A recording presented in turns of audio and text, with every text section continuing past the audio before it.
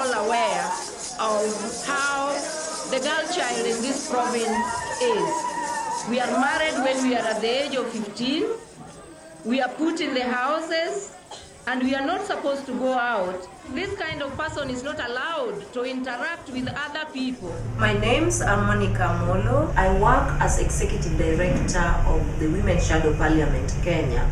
I live both in Nairobi and rural area, Ndewa. I won the Ndewa parliamentary seat. The results which were going to be announced were rigged.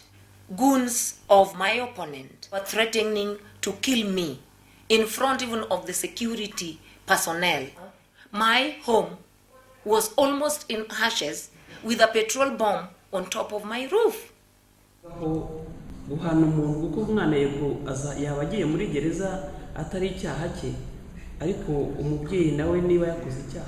J'avais une fille, mais malheureusement elle est morte. Elle a été tuée pendant le génocide avec son père.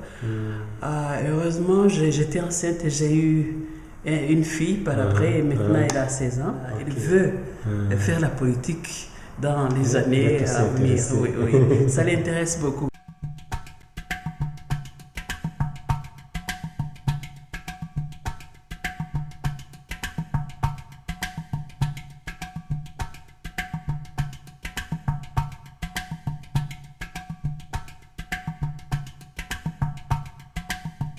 If you look at the policy document of political parties in Kenya today, it is documented well that a third of representation must be women. The men forgot that their policy document talks of a third representation. Politicians in Kenya give women lip service. Après le génocide, il y avait nous femmes, nous sommes une population quand même très importante. Il faut que nous soyons impliqués dans la politique. Donc les 8 objectifs du millénaire pour moi vraiment sont une base solide. Nous voulons construire un pays avec de paix. Le speaker du Parlement, la Chambre des députés, c'est une femme. Et nous avons des femmes ministres.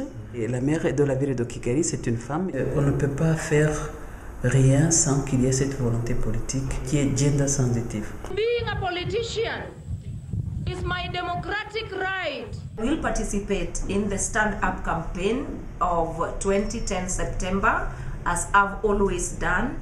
In Kenya today, we are not receiving equal opportunity and treatment. Women are still slaves of men.